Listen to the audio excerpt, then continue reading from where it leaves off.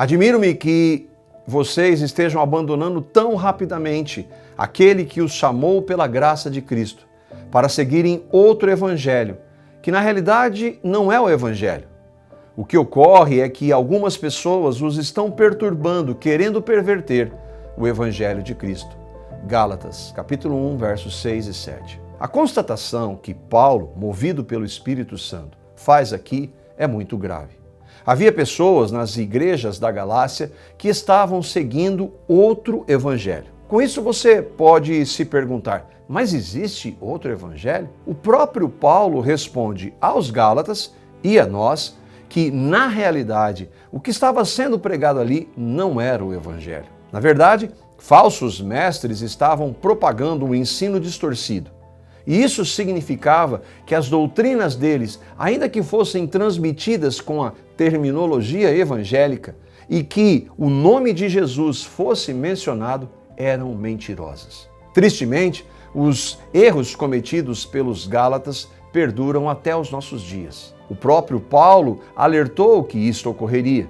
Certa ocasião, o apóstolo estava na cidade de Mileto e então convoca os presbíteros de Éfeso para exortá-los de que falsos ensinos adentrariam a igreja assim que ele fosse embora.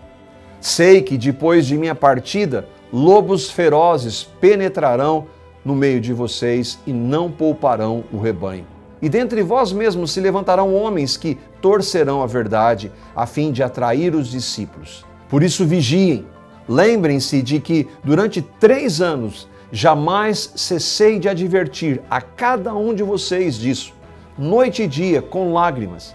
Agora eu vos entrego a Deus e a palavra da sua graça, que pode edificá-los e dar-lhes herança entre todos os que são santificados. Note que o apóstolo, dirigido pelo Espírito e independentemente da localidade da igreja, sempre alertava aos irmãos quanto aos falsos ensinos e mestres. Referindo-se à igreja da Galácia, o apóstolo está admirado por saber que aqueles irmãos estavam deixando rapidamente os fundamentos do evangelho. Mas afinal, que tipo de falso ensino era aquele? O que os Gálatas estavam ouvindo e ensinando? Paulo, mais uma vez, responde, afirmando que eles estavam se afastando daquele que os havia chamado pela graça de Cristo. Havia naquela igreja líderes que estavam negando um dos fundamentos inegociáveis da verdadeira fé, a graça de Deus. Esse era o evangelho legalista, que na realidade não era o evangelho. Cuidado com os outros evangelhos que estão por aí. O único evangelho que existe é o da graça de Deus.